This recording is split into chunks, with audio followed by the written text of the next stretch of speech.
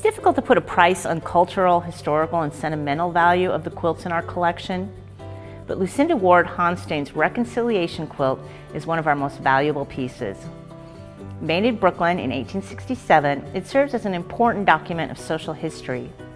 American Folk Art magazine wrote that it is the best example of American folk art. This quilt is also famous because it set a record for the most ever paid for a quilt at auction. It sold for $264,000 at Sotheby's in 1991 before eventually joining our collection.